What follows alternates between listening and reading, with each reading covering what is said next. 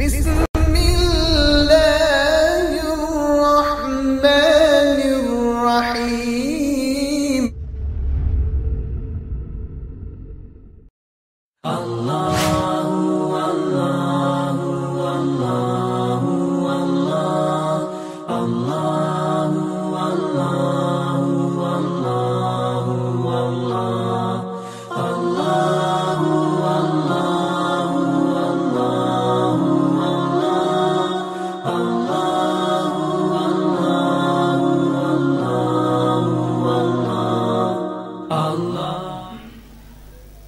نحمده ونصلي على رسوله سيد الأولين والآخرين وعلى آله الطيبين الطاهرين وأصحابه الراشدين المهديين. أعوذ بالله من الشيطان الرجيم. بسم الله الرحمن الرحيم. وَلَنَبْلُوَنَّكُمْ بِشَيْءٍ مِّنَ الْخَوْفِ وَالْجُوعِ وَنَقْصٍ مِّنَ الْأَمْوَالِ وَالْأَنفُسِ وَالثَّمَرَاتِ وَبَشِّرِ الصَّابِرِينَ. صدق اللہ مولانا العظیم. جمیع حاضرین مکرم، سامعین محترم، خواتین و حضرات،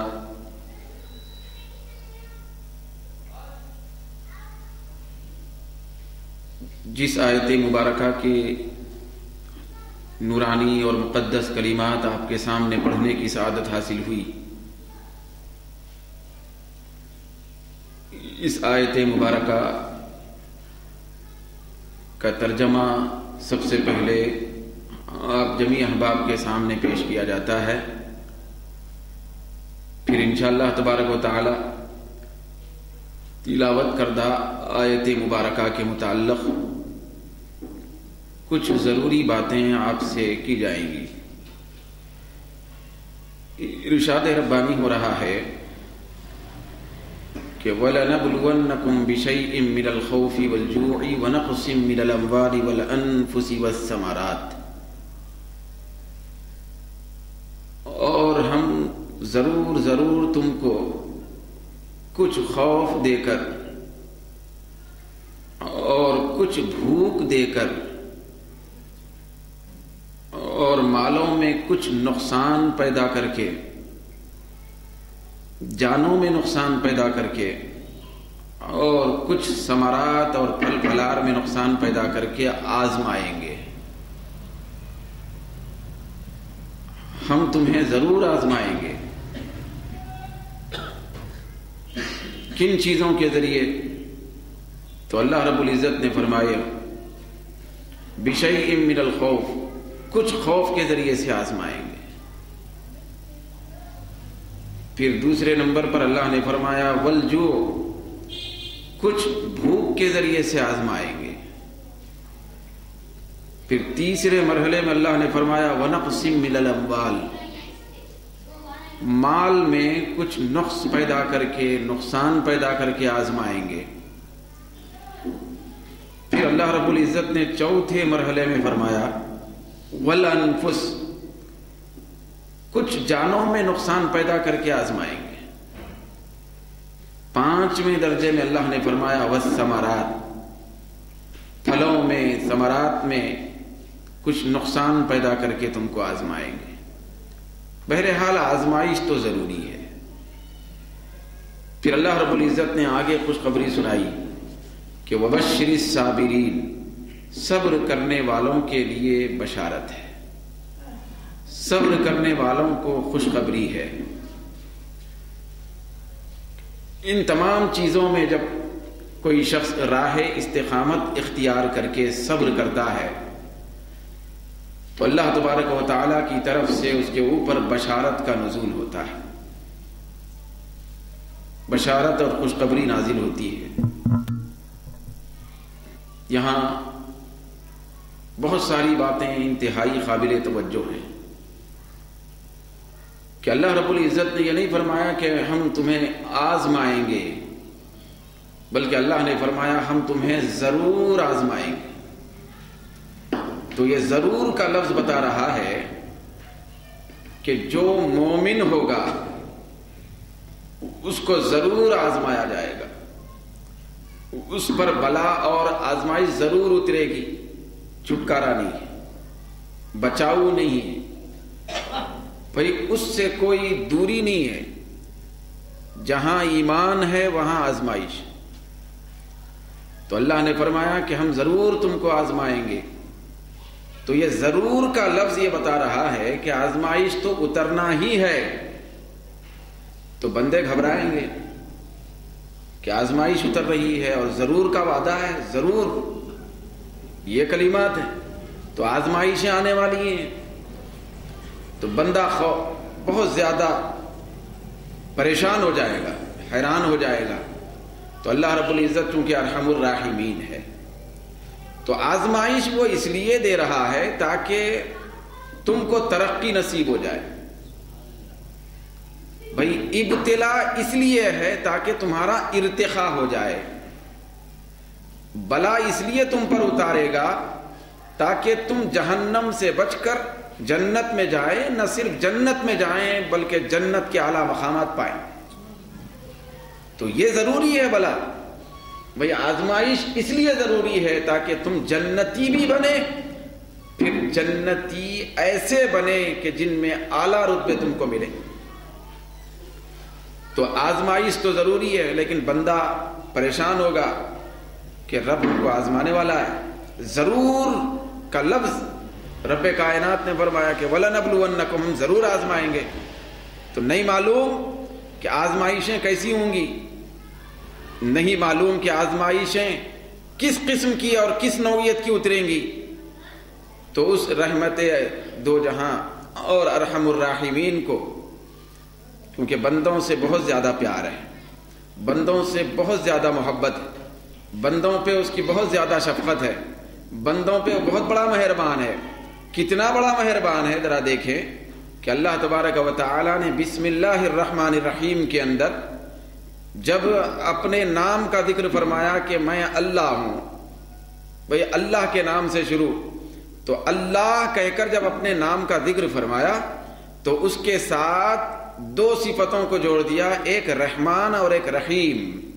حالانکہ اللہ کے ہزاروں صفتیں ہیں، لیکن ہزاروں صفتوں میں سے چن کر رب ذوالجلال نے بسم اللہ کے اندر دو صفتیں ذکر فرمایا۔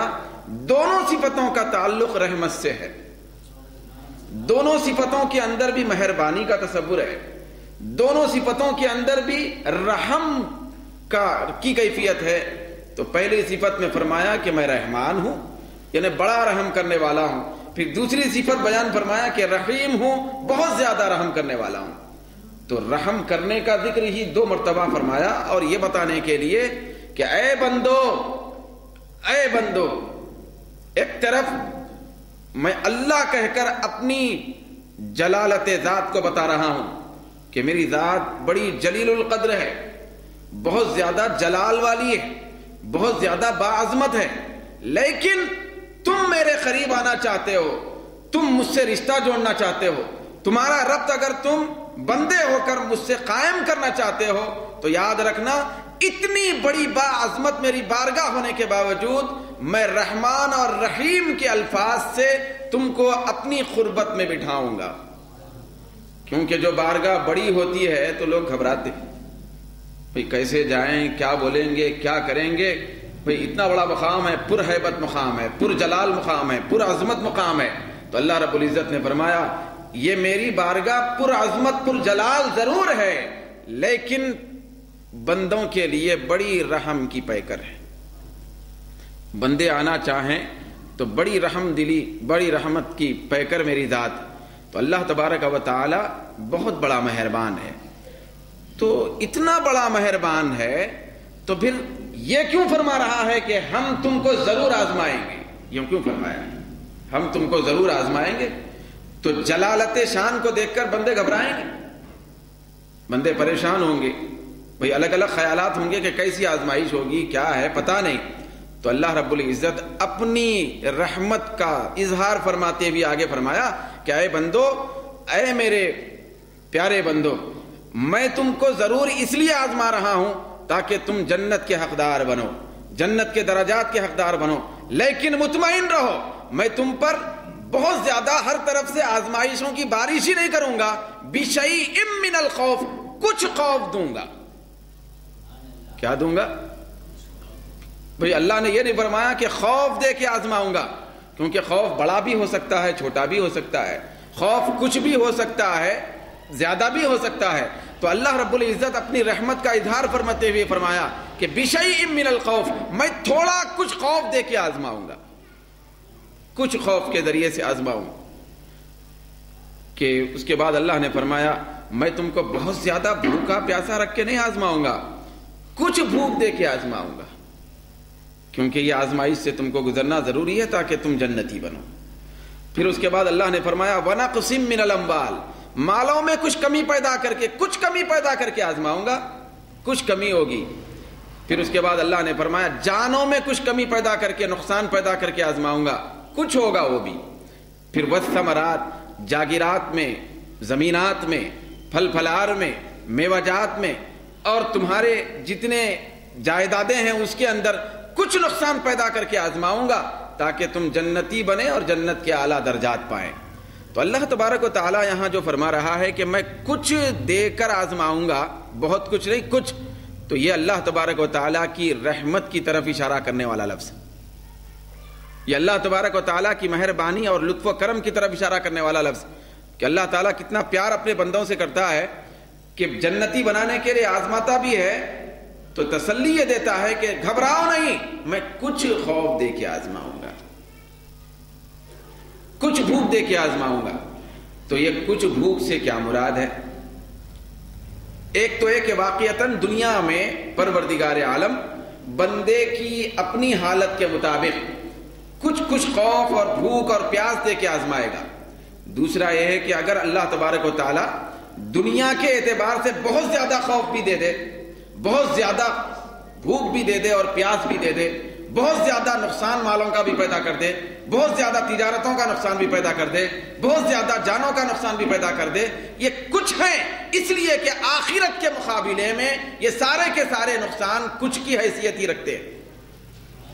بھئی ایک طرف آخرت کا خوف پیش نظر رکھیں، میدان محشر کا خوف پیش نظر رکھیں، دوسری طرف دنیا میں دیے جانے والا آزمائش کے طور پر آنے والا خوف پیش نظر رکھیں، تو دنیا کا خوف بہت کم ہے آخرت کے خوف کے مقابلے میں۔ دنیا کی بھوک اور پیاس بہت کم ہے آخرت کے بھوک و پیاس کے مقابلے میں۔ دنیا کا نقصان بہت کم ہے آخرت کے سرمایے کے نقصان کے مقابلے میں۔ دنیا کا یہ جانوں کا نقصان بہت کم ہے آخرت کے جانوں کے نقصان کے مقابلے میں، کیونکہ آخرت میں خدا نہ خواستہ بھئی اللہ نہ کرے 1000 مرتبہ پروردگار عالم کی رحمت پہ بھروسہ ہے ہم کو، خدا کی رحمت اور مصطفیٰ کی شفاعت پہ بھروسہ، کہ اللہ تبارک و تعالی بھئی آخرت میں کسی بندے کے بارے میں یہ فیصلہ ہو جائے کہ یہ جہنمی ہے، بھئی اگر اس بندے کے اوپر دنیا کے اندر ہر قسم کی نعمت آئی تھی، بھئی اس کو نہ مال کا نقصان ہوا، نہ ثمرات و جاگیرات کا، نہ جانوں کا، کبھی دنیا میں اس کو چھینک اور کھانسی بھی نہیں آئی تھی، اتنا زیادہ اس کو محفوظ رکھ دیا تھا اللہ تعالیٰ۔ مگر بھرے محشر میں اللہ تبارک و تعالیٰ نے یہ اعلان کر دیا، اللہ کی طرف سے منادی ہو گئی کہ یہ ہمیشہ کا جہنمی ہے، تو نعوذ باللہ وہ دنیا کے اندر پائی جانے والی جتنی نعمتیں اس کے ساتھ تھیں تو اس کا تصور ذرہ برابر نہیں کرے گا، کیونکہ آخرت میں اتنا زیادہ خوف و ہراس کا ماحول اس کو دیا جا رہا ہے، ہمیشہ کا جہنمی۔ تو اللہ رب العزت وہ ہمیشہ کے جہنمی یا جہنمی نہ بنانے کے لیے اللہ رب العزت یہاں فرماتا ہے کہ میں دنیا میں تم کو خوف دوں گا، کچھ جو دنیا میں خوف میں مبتلا کیا جائے گا تو اللہ تبارک و تعالیٰ کا بالکل وعدہ ہے جس کو میں دنیا میں کچھ خوف دے کر آزماؤں گا اور وہ صبر کرے گا تو آخرت کی ہر منزل کے خوف سے اس کو میں بچا لوں گا۔ جس کو دنیا میں بھوکا اور پیاسا رکھ کر آزماؤں گا تو آخرت کی ہر منزل میں بھوک و پیاس سے اس کو محفوظ رکھوں گا۔ دنیا میں جس کو ذات اور اس کے اپنی نعمت کے نقصان میں مبتلا کروں گا تو آخرت میں اس کی ذات کو کسی بھی قسم کے نقصان سے بالکل ہٹا کے رکھوں گا۔ تو یہ وعدہ ہے، تو بہت بڑا وعدہ ہے۔ تو اسی لیے اللہ رب العزت فرماتا ہے کہ ہم دنیا میں تم کو ضرور آزمائیں گے. جس کو اللہ تبارک و تعالیٰ آخرت میں بلندی دینا ہے تو بس آزمائش وہ دنیا میں اتاری جانے والی ہے. مگر مبارک ہیں وہ بندے جو ان خطرناک آزمائشوں میں، بڑی آزمائشوں میں، کچھ آزمائشوں میں بھئی استقامت کا پہاڑ بن کر پروردگار عالم کی رضا حاصل کرنے کے لیے خوش رہتے ہیں. تو اللہ رب العزت فرماتا ہے کہ ایسے صابر بندوں کے لیے کیا ہے؟ وَبَشِّرِ الصَّابِرِينَ، ایسے صابر بندوں کے لیے خوشخبری ہے. خوشخبری ہے جو صبر کرنے والے لوگ ہوتے ہیں. بھئی آزمائش میں صبر کرنے والے، مصیبت میں صبر کرنے والے جو ہوتے ہیں، خوشخبری ہوتی ہے. پھر ان بندوں کی کیفیت کیا ہے ذرا دیکھیں آگے، پھر اس کے بعد میں تفصیل سے آپ کے سامنے عرض کروں گا کچھ احادیث وغیرہ. بندوں کے بارے میں قرآن فرماتا ہے جو صابر بندے ہوتے ہیں ان کی کیفیت کیا ہوتی ہے کہ الذین اذا اصابتهم مصیبۃ، جب ان کو کوئی مصیبت پہنچتی ہے، صابروں کو، صبر کرنے والے بندوں کو، تو قالو، وہ کہتے ہیں، کیا کہتے ہیں؟ واویلا نہیں مچاتے، شکوا نہیں کرتے، بھئی وہ آوازیں بلند نہیں کرتے کہ مصیبت آئی. وہ کہتے کیا؟ انا للہ، بے شک ہم پورے اللہ کے ہیں، وَإِنَّا إِلَيْهِ رَاجِعُونَ، اور ہم اسی کی طرف لوٹنے والے ہیں. یہ جو انتقال کے وقت آپ پڑھتے ہیں، خبر آ گئی انتقال کی کسی کی، تو یہ پڑھنے کا رواج ہے نا، اِنَّا لِلَّهِ وَإِنَّا إِلَيْهِ رَاجِعُونَ، تو یہ قرآن سے ثابت ہے. کیونکہ وہ خبر جو ہے ایک قسم کی آزمائش ہے. وہ ایک قسم کی آزمائش ہے کہ عزیز، کسی عزیز دوست، رشتہ دار، والد، بیٹا، اس کے انتقال کی خبر آئی تو قلب کے اوپر ایک مصیبت آئی، جان کے اوپر ایک مصیبت آئی، ذہن کے اوپر مصیبت آئی، تو اس وقت یہ پڑھنے کا حکم ہے کہ انا للہ و انا الیہ راجعون. اے مصیبت مصیبت کہنے والے، مصیبت سمجھ کر واویلا نہ مچا، واویلا نہ مچا، صبر کا دامن تھام کے رکھ لے اور کہہ کہ بے شک ہم بھی اللہ کے ہیں اور اسی کی طرف لوٹنے والے ہیں. جب ہم ہیں ہی اللہ کے اور لوٹنے والے اسی کی طرف ہیں تو وہ انتقال، وہ تو مصیبت کیسے بنے گا؟ اچھا، جو صابر بنتے ہیں تو ان کی یہ حالت اور کیفیت ہوتی ہے کہ وہ انا للہ و انا الیہ راجعون پڑھتے ہیں. یہاں ایک مسئلہ عرض کروں، ہمارے ذہن میں صرف یہ ہے کہ جب کسی کے انتقال کی خبر آئے یا انتقال کا سنے تو ہم انا للہ و انا الیہ راجعون پڑھیں. بھئی ایسی بات نہیں ہے. حدیث میں آتا ہے مسلمان کو کوئی بھی تکلیف پہنچے، کوئی بھی تکلیف پہنچے چھوٹی بڑی، تو اس کو انا للہ و انا الیہ راجعون پڑھنا چاہیے. جیسے مثال کے طور پہ اب ہم جس جلسے میں حاضر ہیں تو بفضلہ تعالی یہاں روشنی ہے، لائٹ جلی ہوئی ہے، کرنٹ ہے. بھئی اتفاق سے کرنٹ چلے گیا، کرنٹ چلے گا تو تھوڑی سی اب دیکھنے میں تکلیف ہوئی. تو اب کرنٹ جانے کے بعد، چراغ بجھنے کے بعد، کندیل بجھنے کے بعد، لائٹ چلے جانے کے بعد بھی آپ کو یہ حکم ہے کہ انا للہ و انا الیہ راجعون پڑھیں. جہاں جا رہے ہیں آپ، ٹھوکر لگ گئی تو انا للہ و انا الیہ راجعون.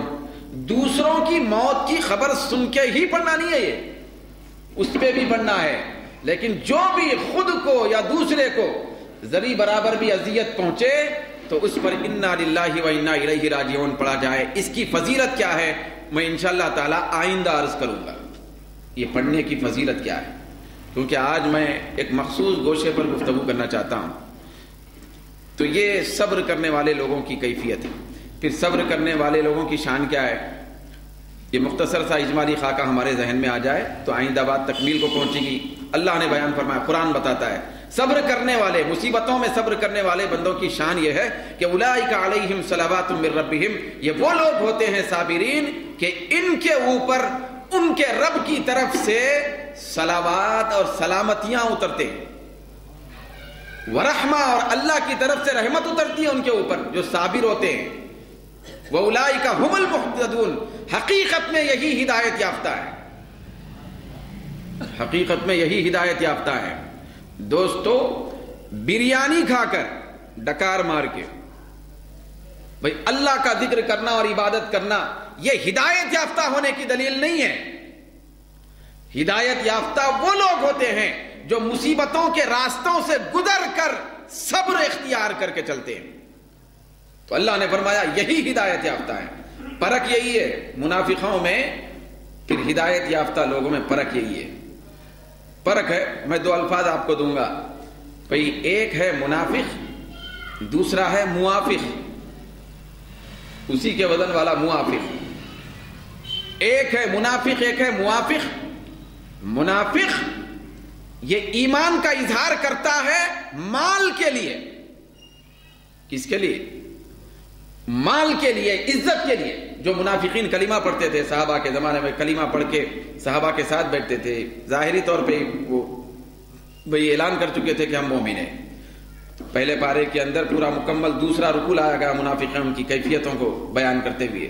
پھر قرآن کے اندر سورہ منافقین اللہ نے اتارا, جن کے اندر ان کے پورے یہ خباثتوں کو بیان فرمایا اللہ نے, کہ منافق جو ہوتا ہے وہ ایمان کا اظہار مال کے لیے کرتا ہے, اور جو موافق ہوتا ہے دین کے وہ ایمان کا اظہار اللہ کی رضا کے لیے کرتا ہے. تو ایک منافق اور موافق میں یہی فرق ہے. مگر پتہ کیسے چلتا ہے کہ یہ منافق ہے یہ موافق؟ کیسے پتہ چلتا ہے؟ نعمتوں میں رہنے میں پتہ نہیں چلتا, سہولتوں میں رہنے میں پتہ نہیں چلتا, بھئی راحتوں سے گزر رہے ہیں تو پتہ نہیں چلتا. بریانی آئے کھا لیے, سب کو تقسیم ہو رہی, سب کھا رہا, منافق بھی کھا رہا, موافق بھی کھا رہا, لیکن کون اپنا ہے کون پرایا ہے, کون موافق ہے کون منافق ہے, اس کا پتہ ابھی نہیں چلے گا. نعمتوں کی بارش ہو رہی ہے, کھا رہے ہیں سب, اچھے اچھے ملابس اور لباس تقسیم ہو رہے ہیں, پہن رہے ہیں سب, راحتیں پہنچ رہے ہیں, پہن رہے ہیں سب, مال غنیمت تقسیم ہو رہا, مل رہا سب کچھ, سب بولیں گے کہ ہم ایمان والے ہیں. تو امتیاز کب ہوگا, فرق کب ہوگا کہ یہ موافق ہے اور منافق ہے؟ فرق مصیبت آنے پہ ہوگا.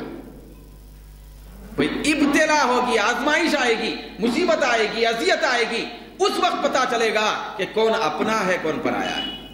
مصیبت سے معلوم ہوتا ہے. بھئی ایک دوست ہے, زندگی بھر دعویٰ کرتا رہا کہ میں تیرا ہوں تیرا ہوں تیرا ہوں, کیونکہ صبح شام چائے پی رہا, بریانی کھا رہا, کھانا کھا رہا, کوئی راحتوں میں رہ رہا دوست کے ساتھ, تو وہ اپنا حقیقت میں ہے نہیں ہے, ابھی کوئی فیصلہ نہیں کر سکتے. دعویٰ ہے اس کا, بھئی اپنا خاص دوست ہے, ہمارا اپنا جگری دوست ہے, اس کا پتہ اس وقت چلے گا جبکہ آپ کی طرف سے اس کے اوپر کوئی اذیت اترے, تب بھی ساتھ نہ چھوڑے. تو یہ منافق اور موافق کے درمیان میں فرق ہی یہی بتایا گیا کہ وہ فرق راحتوں سے نہیں دیکھا جاتا, وہ اذیتوں کے درمیان میں واضح ہوتا ہے. تو منافقوں کا یہی طریقہ تھا اس زمانے میں. تو فرق یہ بتاتا ہے کہ آدمی مصیبت سے گزرے تو فرق ہو جائے. جو مومن ہوگا وہ مصیبت پہ استقبال کرے گا, خوش ہو جائے گا, کوئی زبان سے شکایت نہیں کرے گا, بھئی اختیار کر لے گا, کیونکہ اللہ رب العزت نے صابروں کے لیے خوشخبری سنائی ہے. تو اب صابرین جو ہوتے ہیں ان کے سلسلے میں صبر کتنی بڑی قیمتی چیز ہے. ایک حدیث شریف میں آیا کہ دیکھو ایمان دو حصوں میں منقسم ہے. سرکار دو عالم صلی اللہ علیہ وسلم نے فرمایا کہ ایمان دو حصوں پہ منقسم ہے, دو نصف چیزوں کا نام ایمان ہے. یہ دیلمی کی روایت جس کو صاحب تفسیر کبیر نے نقل فرمائی کہ ایمان دو حصوں میں ہے, ایک حصہ صبر سے تعلق رکھتا ہے, دوسرا حصہ شکر سے تعلق رکھتا ہے. جس بندے کے اندر صبر ہے اور ساتھ میں شکر ہے تو سمجھ جائیں کہ وہ کامل مومن ہے, مکمل ایمان والا ہے. پھر حدیث شریف میں آتا ہے, سرکار دو عالم صلی اللہ علیہ وسلم نے ارشاد فرمایا کہ من افضل ما اوتیتم الیقین وعظیمۃ الصبر. تم کو دی جانے والی ساری چیزوں میں جتنی چیزیں تم کو دی گئی, ایک سے ایک چیزیں دی گئی, تو ساری دی جانے والی چیزوں میں سب سے زیادہ اعلیٰ رتبے کی چیز یقین ہے اور دوسرا صبر ہے. بندے کو اللہ تعالیٰ کی طرف سے بہت ساری چیزیں دی گئی, دنیا کی چیزیں, آخرت کی چیزیں, راحت کی چیزیں, بہت ساری چیزیں دی گئی. تو سرکار فرماتے ہیں کہ سب سے زیادہ قیمتی چیز بندے کو جو دی گئی اللہ کی طرف سے وہ یقین کی دولت ہے اور دوسرا صبر کی دولت ہے, بہترین چیز. پھر آقا نے فرمایا آگے وضاحت کرتے ہوئے کہ من اعطی حظہ منہما, جس آدمی کو ان دو چیزوں میں سے حصہ ملا, حصہ دیا گیا, اس کو یقین کی دولت بھی دی گئی, صبر کی کیفیت بھی دی گئی تو سرکار فرماتے ہیں کہ لم یبالی ما فاتہ من قیام اللیل و صیام النہار. حضور فرماتے ہیں کہ جس کو یقین کی دولت ملی، صبر کا سرمایہ ملا، اب اس شخص کو کوئی پرواہ نہیں کرنا چاہیے کہ مجھے رات کے نوافل نہیں ملے اور دن کے روزے بھی نہیں ملے. کسی شخص کو رات کے نوافل نہیں ملے، رات بھر عبادت کرنا نصیب نہیں ہوا، تہجد گزاری نہیں ملی اور دن کے نفلی روزے بھی نہیں ملے، زندگی میں نفلی روزے بھی نہیں رکھ سکا، تو اللہ کے حبیب فرماتے ہیں کہ اس کو کوئی ملال نہیں کرنا چاہیے، کوئی غم نہیں کرنا چاہیے، کیونکہ اگر اس کو یقین اور صبر ملا ہے تو رات کے نوافل کا ثواب، دن کے روزوں کا ثواب خود بخود صبر اور یقین کے نور کے ذریعے سے اس کو مل جائے. تو اتنا بڑا قیمتی سرمایہ ہے صبر، بہت بڑی چیز ہے سرکار پر، بہت بڑی چیز ہے جس بندے کو ملے صبر. پھر اس کے بعد سرکار دو عالم صلی اللہ علیہ وسلم فرماتے ہیں، یہ امام غزالی نے نقل فرمایا، امام غزالی جس کو امام فخر الدین رازی رحمۃ اللہ علیہ نے بیان فرمایا کہ یؤتا باشکر اہل الارض. اب دیکھیے صبر کرنے والوں کا مقام کتنا اونچا ہے. تو اس سے پہلے ہماری گفتگو ہوئی شکر کرنے والوں کے بارے میں بھی کہ ان کا مرتبہ بھی بڑا ہے، لیکن میں نے عرض کیا تھا شاکروں کے مقابلے میں صابروں کا درجہ بڑا ہے، صبر کرنے والوں کا بڑا درجہ ہے. تو سرکار فرماتے ہیں، حدیث میں آتا ہے کہ یؤتا باشکر اہل الارض، سارے روئے زمین والوں میں سے سب سے بہت بڑے شکر گزار کو لایا جائے گا قیامت. پورے روئے زمین میں سے سب سے زیادہ شکر گزار جو بندے ہوں گے ان کو قیامت میں لایا جائے گا. فَيَجْزِيهِ اللَّهُ جَزَاءَ الشَّاكِرِينَ. تو اللہ تعالیٰ اس بندے کو جو روئے زمین پر سب سے زیادہ شکر گزار تھا، تو اس کو اپنے سامنے کھڑا کر کے بھرے محشر میں پروردگار عالم اس کو شاکروں کا ثواب اس کو عطا فرمائے گا. پورے شاکروں کا ثواب بھی اس کو عطا فرمائے گا، شاکروں کو بھی ملے گا، پھر ان کا ثواب اس درجے کا کئی شاکروں کا ثواب اس کو عطا فرمائے گا. فرمانے کے بعد وَيُؤْتَى بِأَصْبَرِ أَهْلِ الْأَرْضِ، پھر روئے زمین میں سب سے زیادہ صبر کرنے والے کو لایا جائے گا. تو فَيُقَالُ لَهُ، اس سے کہا جائے گا کہ أَتَرْضَىٰ أَن نَّجْزِيكَ كَمَا جَزَيْنَا هَذَا الشَّاكِرَ. بھئی اے صبر کرنے والے، کیا تو خوش ہے، کیا تو راضی ہوگا کہ تجھے ایسا ثواب دیا جائے جیسے کہ اس شاکر اور شکر گزار کو دیا گیا؟ ابھی اس کو بہت زیادہ ثواب دیا جائے گا نا، شاکروں کے برابر ثواب دیا جائے گا شاکر بندے کو، شکر گزار. تو صابر کو لا کے کہا جائے گا کہ تجھے اتنا ملا تو کافی ہے، خوش ہوگا. میں اس سے پہلے عرض کیا تھا کہ جتنے بندے دوسرے نیکیاں کرنے والے ہوتے تو اللہ تعالیٰ خود اس کو ثواب دے گا، یہ لے لے، یہ ثواب ہے، یہ درجہ ہے، یہ منزلت ہے. لیکن جب صابر کی بات آئے گی، صبر کرنے والے کی، تو اللہ تعالیٰ اپنی طرف سے اپنی چاہت سے ثواب نہیں دے گا، اس صابر کو کھڑا کر کے پوچھے گا کہ تو کیا چاہتا ہے، بھئی تیری مرضی کیا ہے، مرضی پوچھ کے ثواب دے گا. یہ وہ اعزاز صابر کو ملے گا، صبر کرنے والے کو. بہت بڑا مقام ہے صبر کرنے والے کا. تو اللہ تبارک و تعالی صابر سے پوچھے گا کہ اس شاکر کی طرح تجھ کو ثواب دیا گیا تو کافی ہے، خوش ہو جائے گا؟ تو بندہ عرض کرے گا نعم یا ربی. بھئی وہ انکار کیسے کر سکتا ہے وہ صابر؟ دنیا میں گلا کاٹا رہا تو بھی خوش تھا، ہاتھ اور جسم آدھا کاٹے جا رہے تھے تو خوش تھا، تو شاکر کے برابر ثواب دیا جائے تو ناراض کیسے ہوگا بھائی؟ تو وہ تو خوشی کا اظہار کرے گا، جو تیری مرضی ہے وہ میری مرضی ہے. تو وہ کہے گا کہ پروردگار بالکل خوش ہو جاؤں گا تیری عطا پر. فیقول اللہ تعالی، حدیث میں آتا ہے کہ اللہ تعالیٰ فرمائے گا لقد انعمت علیک، یقیناً میں تیرے اوپر نعمتیں دیا تھا، فشکرتا تو شکر کیا تھا تو، وابتلیتک فصبرتا میں تجھ کو دنیا میں مصیبت دیا تھا تو تو صبر کیا تھا. اس کے بعد اللہ فرمائے گا تو صرف شاکر نہیں ہے، تو صرف شکر گزار نہیں ہے، تیرے اوپر صرف نعمتیں ہی نہیں اتری تھی، تیرے اوپر مصیبتیں بھی میں ڈالا تھا. جب نعمت تجھ کو ملی تھی تو تو شاکر بنا تھا، جب مصیبت اتری تھی تو تو صابر بنا تھا کی وجہ سے لَأَضْعَفَنَّ لَكَ الْأَجْرَ فَيُعْتِي أَضْعَافَ جَزَاءِ الشَّاكِرِينَ۔ اللہ فرمائے گا یقیناً میں تجھ کو کئی گنا اجر و ثواب دوں گا، اور وہ اجر و ثواب کیسا ہوگا؟ سارے شاکروں کا اجر و ثواب ایک طرف، اس پر لاکھوں درجے کا ثواب تجھ کو عطا کروں گا۔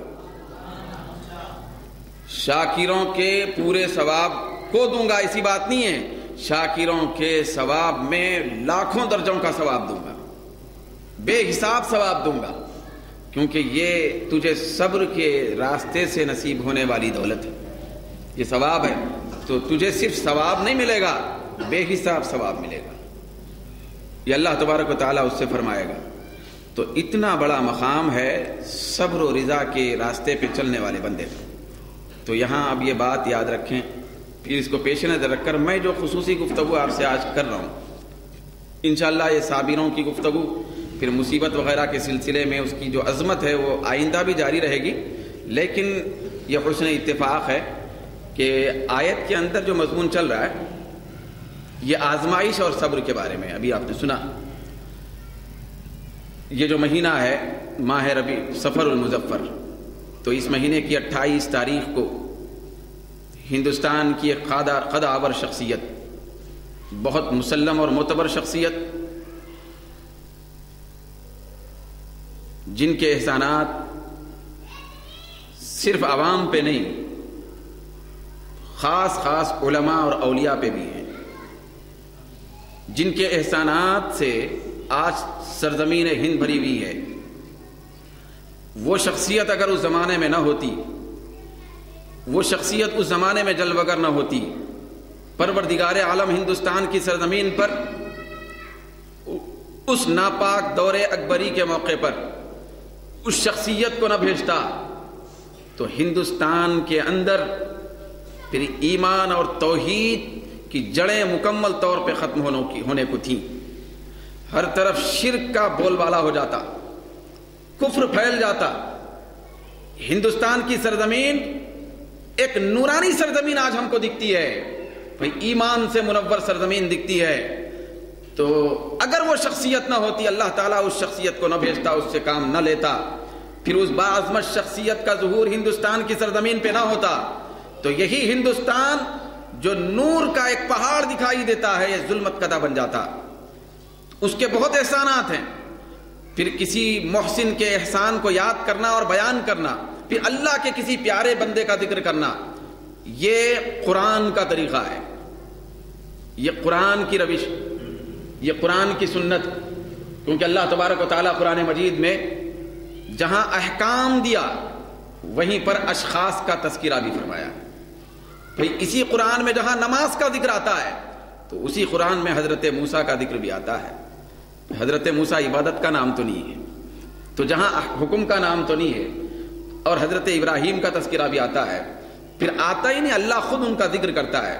قرآن مجید میں اللہ رب العزت فرماتا ہے نبی کا ذکر کرتے ہوئے کہ وَذْكُرْ فِي الْكِتَابِ ابراہیم، کہ اے بندے تو میری کتاب میں ابراہیم کا ذکر کر، وہ تلقین کر رہا ہے کہ ذکر کر میرے بندوں کا ذکر کیا کرو۔ تو نبیوں کا بھی ذکر خدا نے قرآن مجید میں اللہ رب العزت نے کر کے فرمایا کہ تم میرے نبیوں کا ذکر کرو، ولیوں کا ذکر کرتے ہوئے بھی فرمایا کہ ولی کا ذکر کرو۔ جس نبیوں کا ذکر جس قرآن میں ملتا ہے تو اسی قرآن میں ولیہ کا ذکر بھی ملتا ہے کہ وَذْكُرْ فِي الْكِتَابِ مریم، کہ مریم کا ذکر بھی کرو۔ حضرت مریم علیہ السلام نبی تو نہیں ہے، ولی ہے، تو ولیوں کا ذکر بھی قرآن میں ہے۔ قرآن مجید میں اللہ رب العزت فرماتا ہے الا ان اولیاء اللہ لا خوف علیہم ولا هم يحزنون، یہ اللہ کے اولیاء ان کو نہ کوئی خوف ہوتا ہے نہ رنج و غم ہوتا ہے۔ تو اللہ نے خود ولیوں کا ذکر فرمایا، تو اللہ کے نیک بندوں کا ذکر کرنا یہ سنت الہیہ ہے، اور یہ قرآن مجید کا طریقہ ہے۔ اور ایک مقام پر اللہ رب العزت نے فرمایا کہ یہ پورا قرآن اے میرے مصطفیٰ کیا ہے، وَإِنَّهُ لَذِكْرٌ لَكَ، یہ بے شک میرا قرآن تیرا ذکر ہے، وَلِقَوْمِكَ، اور تیری قوم کا ذکر ہے، تیرے ساتھ رہنے والوں کا ذکر ہے، تیرے پیروکاروں کا ذکر ہے، تیری اتباع کرنے والوں کا ذکر ہے، تیرے استقامت کے راستے پہ چلنے والوں کا ذکر ہے، تجھے اپنا مشعل راہ بنانے والوں کا ذکر ہے۔ تو قرآن مجید کے اندر اولیاء کا ذکر بھی ہے، نبیوں کا ذکر بھی ہے، رسولوں کا ذکر بھی ہے، اور احکام کی تعلیم بھی ہے، قصص کا ذکر بھی ہے، پہلے کی تاریخ بھی اس کے اندر بیان کی گئی ہے، قیامت کے واقعات بھی اس کے اندر آئے ہیں، اور فتنوں کا ذکر بھی ہے، اور قیامت اور اس کے بعد کے ماں بعد جتنی چیزیں ہونے والی ہیں، ماں بعد کے جتنے امور ہیں، ان کے پورے تذکرے قرآن مجید کے اندر موجود ہے۔ قرآن مجید کے اندر کوئی ایسا گوشہ نہیں ہے جو نہ ملا ہو، نہ ملتا ہو، ہر گوشہ قرآن مجید کے اندر رکھا ہوا ہے۔ تو میں یہ بات اس لیے میں اپنے اعتبار سے عرض کیا ہوں پہلے، اس شخصیت کا کچھ ذکر کرنے سے پہلے، کہ ہمارے ذہن میں پہلے یہ بات بیٹھ جائے کہ اللہ کے نیک بندوں کا ذکر کرنا اور اللہ کے ولیوں کا ذکر کرنا، یہ اللہ تبارک و تعالیٰ کو اتنا پسند ہے کہ وہ خود قرآن میں ذکر کرتا ہے، وہ خود ذکر کر کے کہتا ہے کہ تم ذکر کرو، تم ذکر کرو۔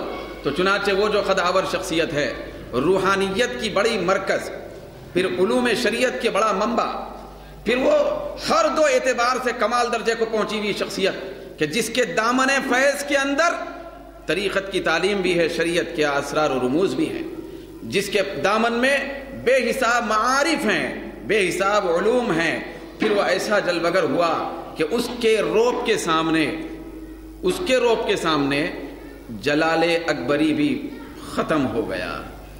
تو وہ شخصیت ہے حضرت سیدنا شیخ احمد سرہندی، جن کو ہم امام ربانی مجدد الفسانی رضی اللہ تعالیٰ عنہ کے نام سے جانتے۔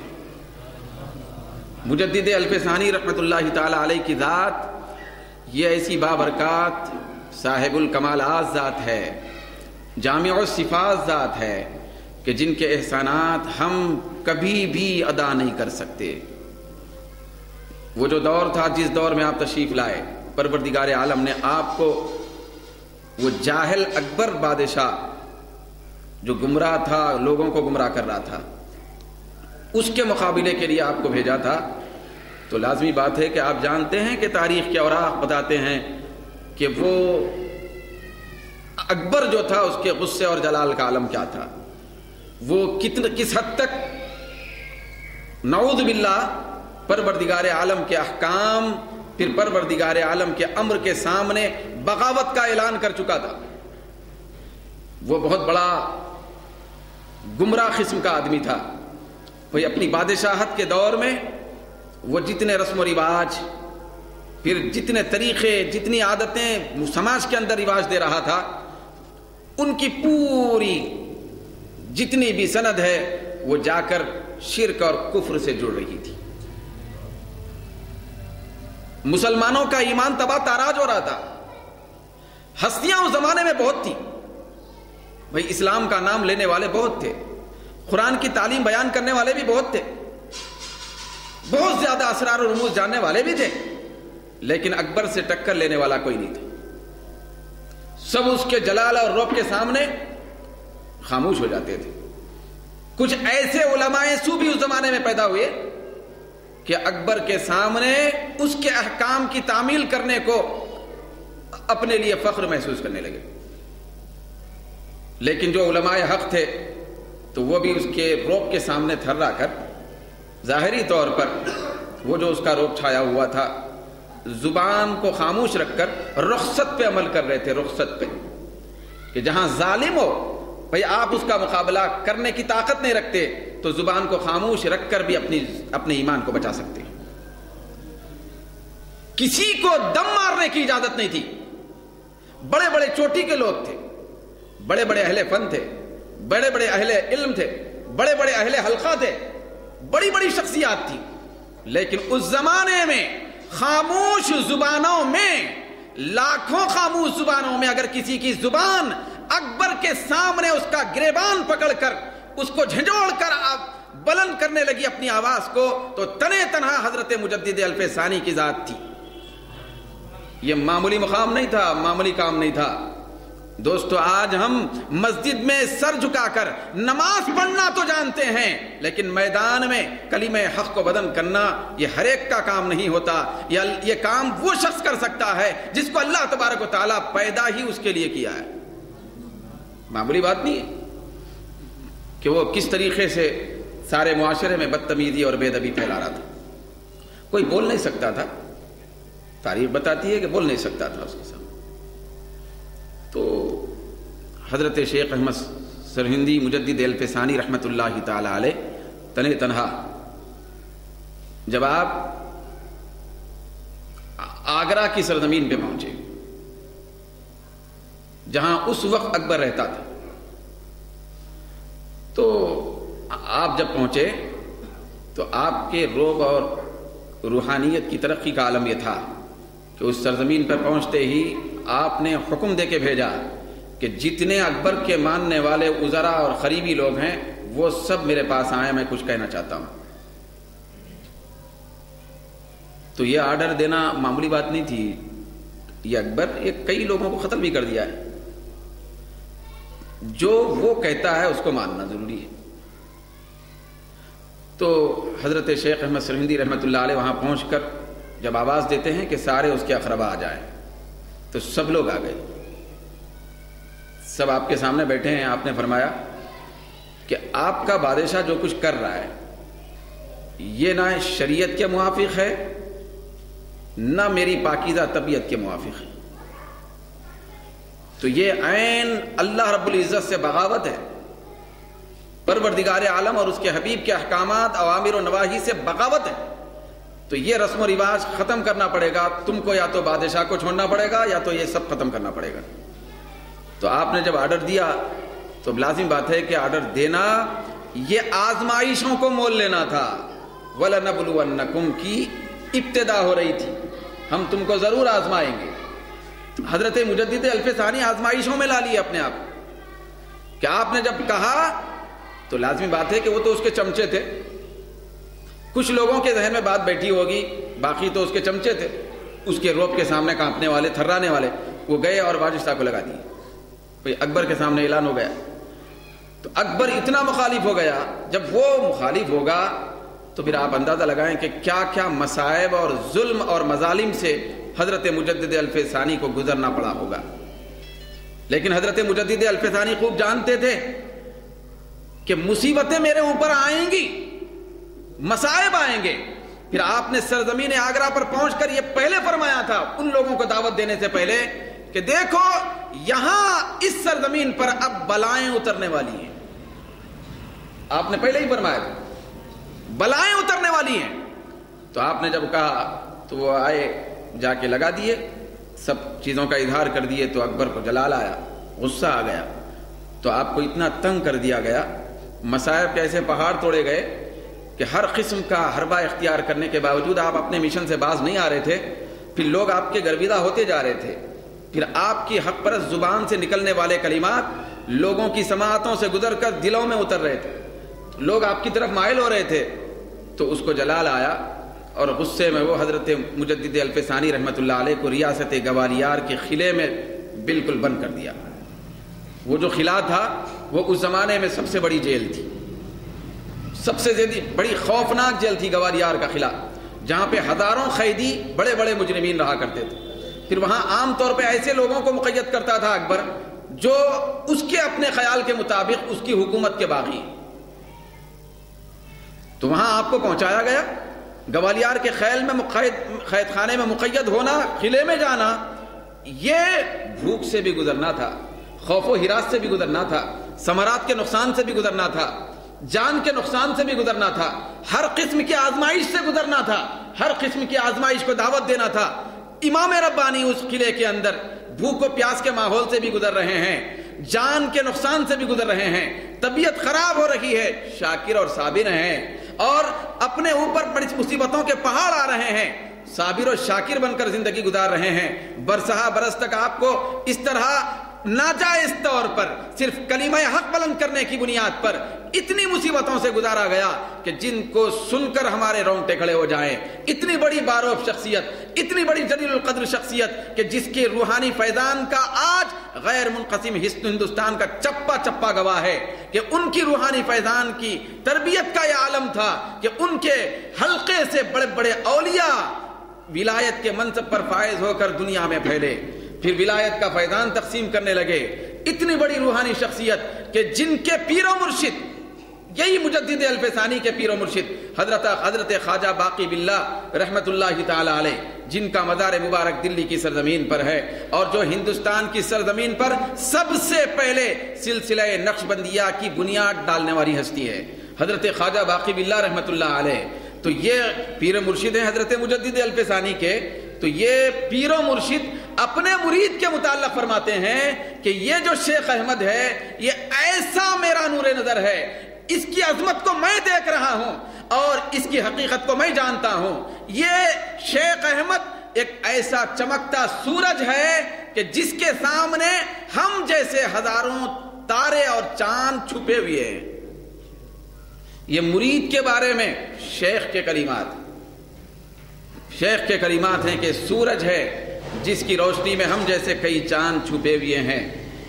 تو اس کے بعد ایسی شخصیت کے ساتھ ناروا سلوک, مصائب کے پہاڑ توڑے گئے, پھر ان کو مصیبتوں سے گزارا گیا, بہت زیادہ گزارا گیا, بھوک و پیاس سے, نقصان سے, ذہنی آزمائش, روحانی آزمائش, نفسانی آزمائش, بدنی آزمائش, بھوک کی آزمائش, ساری چیزوں سے گزرے. دوستو ذرا سر پہ ہاتھ لگا کے سوچنا ہے کہ امام ربانی نے ان مصیبتوں سے کیوں گزارا اپنے آپ؟ صرف اس لیے گزارا کہ وہ باطل سے سمجھوتا نہیں کرنا چاہتے تھے. وہ اسلام کے خلاف جو کی جانے والی حرکتیں تھیں اس کو برداشت نہیں کرتے تھے. ان کے پیش نظر صرف اسلام کی بقا تھی, ان کے پیش نظر کلمہ حق کی بلندی تھی. تو ہر قسم کی مصیبت کو انہوں نے برداشت کیا, لیکن اپنی فکر کو نہیں چھوڑا. بھائی اکبر مر گیا, اس کا انتقال ہو گیا. جب وہ مر گیا تو جہانگیر جو تھا وہ تخت سلطنت پر فائز ہوا, اس کا بیٹا. تو وہ جہانگیر جو تھا ابتدائی زمانے میں وہ بھی ظلم و ستم کے پہاڑ توڑ دیا. جہانگیر کے زمانے تک بھی آپ قید میں ہی ہیں, قید میں. ذاتی جائیداد کا جھگڑا نہیں ہے, یہ اسلام کی بقا کا سوال ہے. قید میں, مگر ہوا یہ کہ اللہ رب العزت نے جو فرمایا, اے بندو میں تم کو ضرور آزماؤں گا کچھ خوف دے کر, مال میں نقصان پیدا کر کے, بھوک و پیاس کے ذریعے سے, لیکن بالآخر فتح جو ہوگی, بشارت جس کو ملے گی, خوشی جس کے پاس آئے گی, وہ صابر کو نصیب ہوگی. صبر کرنے والے کو بشارت ملے گی. تو بشارت کیسے ملے دیکھیے, باپ نے قید کیا تھا, بیٹے کے ابتدائی دور میں بھی مقید تھے, لیکن جب کچھ سلطنت کا وقت گزرا جہانگیر کا, تو وہی جہانگیر جو سلطنت کا مالک تھا وہی حضرت امام ربانی کے قدموں میں آ کے گر گیا.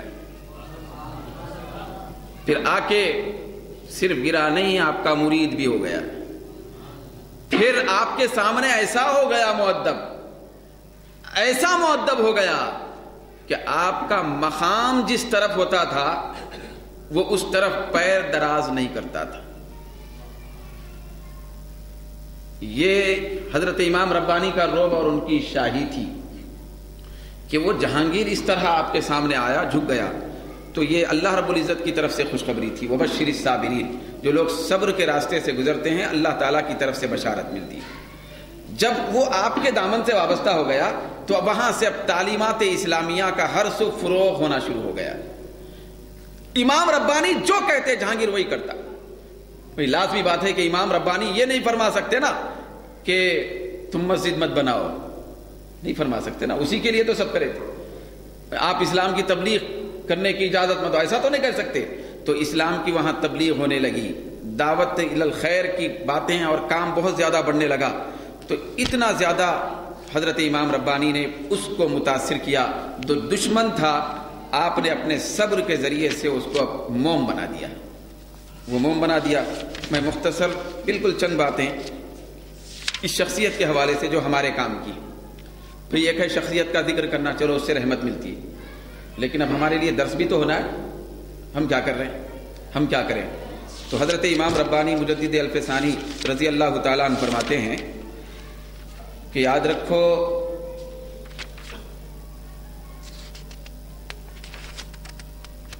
صرف شیخین کو ماننے والا یا صرف حسنین کو ماننے والا, یعنی حضرت ابو بکر حضرت عمر کو ماننے والا صرف, یا حضرت امام حسن امام حسین جو نواسے ہیں رسول کے ان کو ماننے والا, یہ اہل سنت و جماعت میں سے نہیں ہو سکتا. یہ ان کی تعلیمات. صرف شیخین کو ماننے والا یا صرف حسنین کو ماننے والا یہ اہل سنت و جماعت میں سے نہیں ہو سکتا. پھر آپ نے فرمایا کہ اہل سنت و جماعت میں سے ہونے کی علامت یہ ہے کہ وہ شیخین کی فضیلت کو مانے, حسنین سے محبت کرے, یہ حسنین سے محبت کرے. پھر اس کے بعد آپ نے فرمایا یاد رکھو ہر چیز, ہر کمال, ہر منصب, دنیا و آخرت کی ہر بھلائی تم کو اتباع رسول سے نصیب ہوگی. بھئی اطاعت رسول سے نصیب ہوگی. جو شخص اطاعت سے دور ہے وہ کتنا ہی بڑا دعوے دار ہو کہ میں ولی ہوں, میں پیر ہوں, تو کبھی بھی وہ پیر اور ولی نہیں بن سکتا. سارے کے ساری ترقیوں کا راز اتباع رسول میں ہے. پھر اس کے بعد لطیف مثال دیتے ہوئے آپ نے فرمایا کہ دیکھو قیلولہ کرنا, یعنی دوپہر میں کچھ کھا کے سو جانا کچھ دیر, دوپہر کے کھانے قیلولہ جس کو کہتے ہیں, تو یہ سرکار کی اتباع ہے نا, کرنا ہے نا سرکار کی اتباع. سرکار قیلولہ فرماتے تھے دوپہر کے بعد, تو اس میں بڑی حکمتیں ہیں, بڑے فوائد ہیں. آج انگریز بھی اس کے اوپر ریسرچ کر کے بہت زیادہ وہ اپنا ذہن بنائے, تو بہت بڑا اس کے اندر جو ہے نا کمال رکھا ہوا ہے. تو آپ فرماتے ہیں مثال دیتے ہوئے کہ اتباع رسول میں دوپہر میں کھانا کھا کے سونا یہ ذکر تو نہیں ہے نا, سونا عبادت نہیں ہے, سونا سجدے کا نام نہیں ہے, سونا قیام کا نام نہیں ہے, سونا روزے کا نام نہیں ہے, سونا یہ طواف کا نام نہیں ہے, سونا یہ سعی میں گھومنے کا نام نہیں ہے, یہ اللہ اللہ کہنے کا نام نہیں ہے.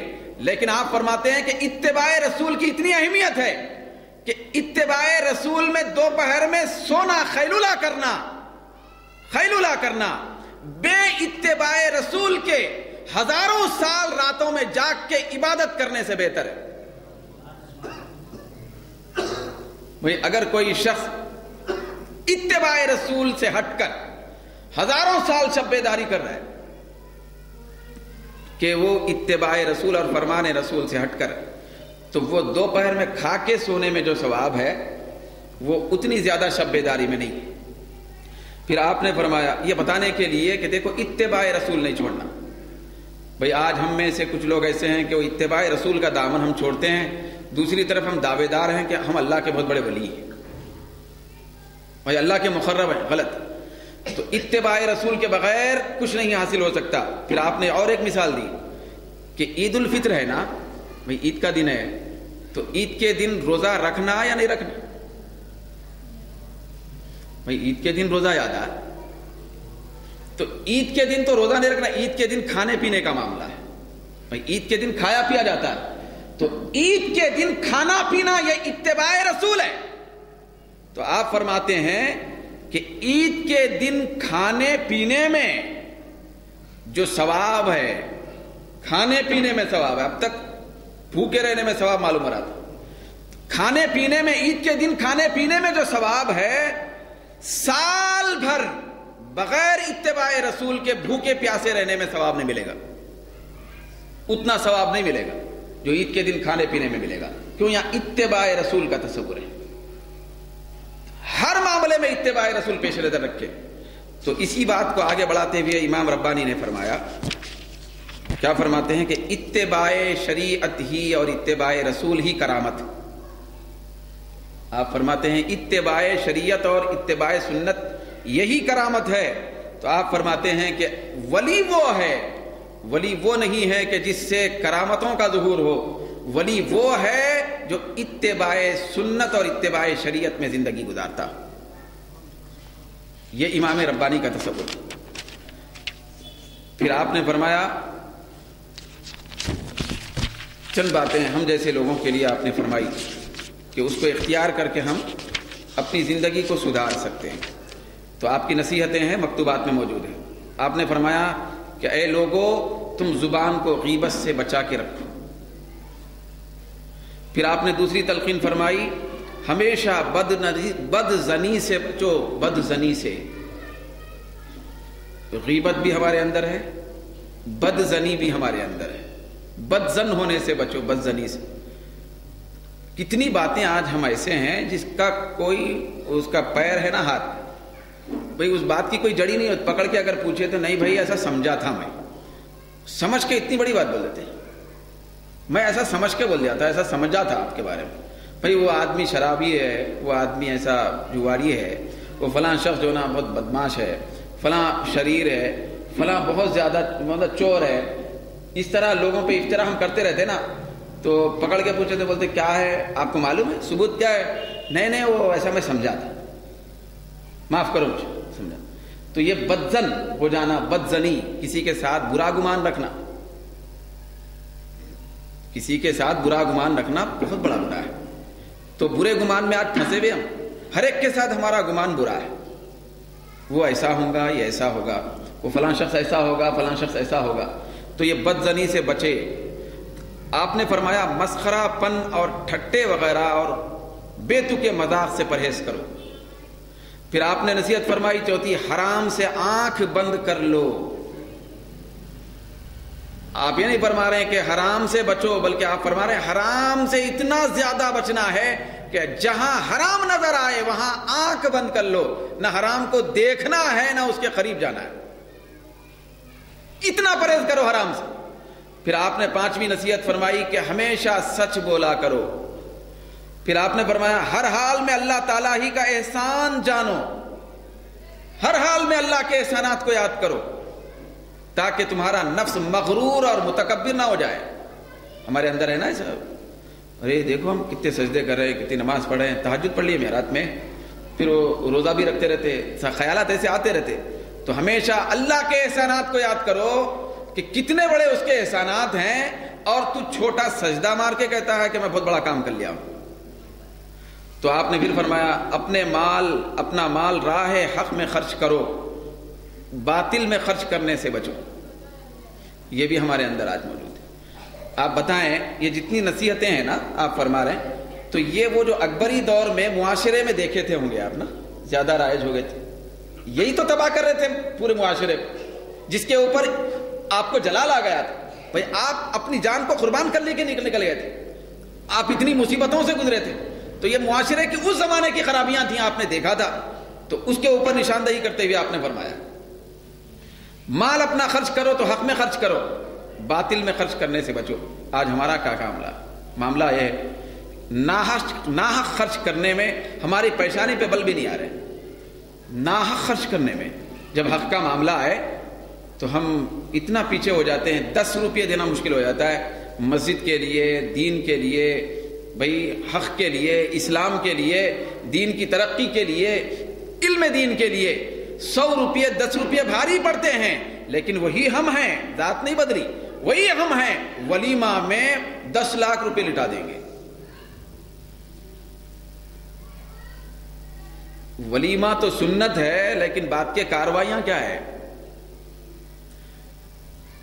وہ کارروائیاں ناحق مال کو صرف کرنا آسان ہو گیا، دوست احباب میں صرف کرنا آسان ہو گیا۔ پھر آج ہماری عادت تو یہ ہے، جب سنڈے ہوگا نا، سنڈے، اتوار، خالی اتوار میں اپنی فیملی کو لے کے جب نکلتے ہیں، نکلنے کے بعد جس ماحول سے ہم اتوار کے تصور میں گھوم کے پیسہ خرچ کرتے ہیں، ہمارے اتوار کا خرچہ بھی بعض اوقات 50 ہزار بھی ہو جاتا ہے۔ بھئی ایسے نہیں ہے مالدار جو اتوار کے بہاؤ میں بھی جا رہے ہیں۔ یہ جو آنے والا کرسمس ڈے، اس کے اندر بھی ہم خرچ کرتے ہیں۔ تو یہ ناحق خرچ کرنے سے آپ روکتے ہیں۔ آپ فرماتے ہیں کہ ہمیشہ اپنا مال راہ حق میں خرچ کرو، صحیح چیز میں خرچ کرو، کیونکہ صحیح چیز میں خرچ کرنے کے بعد اس مال کا بدلہ قیامت کے دن جب آنکھ کھولیں گے تم کو نظر آئے گا۔ پھر اس کے بعد آپ فرماتے ہیں 8ویں نصیحت کہ اپنے نفس کے لیے بڑائی طلب مت کرو۔ بھئی اپنے نفس کے لیے عزت طلب مت کرو، رتبہ طلب مت کرو، مرتبہ طلب مت کرو۔ بھئی کہیں ابھی منصب اور مرتبہ آپ حاصل بھی کرنا چاہتے ہیں تو رب کے رضا کے لیے، بھئی رب کی رضا کے لیے، کہ کوئی آدمی لیڈر بھی بننا چاہتا ہے، مرتبہ ہے، رب کی رضا کے لیے، کوئی بادشاہ بننا چاہتا ہے، مرتبہ ہے، رب کی رضا کے لیے، اپنی بڑائی اور عزت کے لیے نہیں۔ یہ آپ نے فرمایا۔ پھر اس کے بعد آپ نے خاص نصیحت فرمائی، 9ویں نصیحت ہے بھائی کہ نماز کی ہمیشہ حفاظت کرو۔ یا آپ یہ نہیں فرما رہے ہیں کہ نماز پڑھو، بلکہ آپ فرماتے ہیں نماز کی حفاظت کرو۔ تو اس کے اندر حفاظت کے لفظ میں ظاہری پاکیاں بھی ہیں، باطنی پاکیاں بھی۔ جب آپ نماز پڑھ رہے ہیں تو نماز کی حفاظت ایسے کرو کہ چور شیطان تمہاری غارت اور برباد نہ کرے. تخیلات کی دنیا بہت زیادہ مت پھیلاؤ، اللہ کی طرف دھیان رکھ کے نماز پڑھو. پھر اس کے بعد آپ نے فرمایا 10ویں نصیحت، 10 نصیحتوں پر آپ کا یہ کلام مشتمل ہے. تو آپ نے فرمایا 10ویں نمبر پر مکتوبات میں کہ اہل سنت و جماعت پر ہمیشہ استقامت کے ساتھ جم کے قائم رہو. یہ امام ربانی کی نصیحت، تو اس پہ جم کے قائم رہو، یہی یہ حق راستہ ہے. تو ان نصیحتوں پر اپنی بات کو ختم کرتے ہیں امام ربانی. تو یہ وہ نصیحتیں ہیں اس زمانے میں، جس زمانے میں آپ تھے تو اس وقت عقائد کے اعتبار سے بھی بہت زیادہ خرابیاں پیدا ہو گئی تھی، تو آپ نے خاص نشاندہی فرمائی. تو یہ وہ ہستی ہے کہ جب آپ کے وصال کا وقت قریب آیا تو 28 رجب ہے، 28 سفر ہے، سورج غروب ہو گیا، صبح سے ہی سرکار باہر تشریف نہیں لائے، یاد الہی میں بیٹھے ہیں، ملنے والوں کو ملنے کی اجازت بھی نہیں ہے.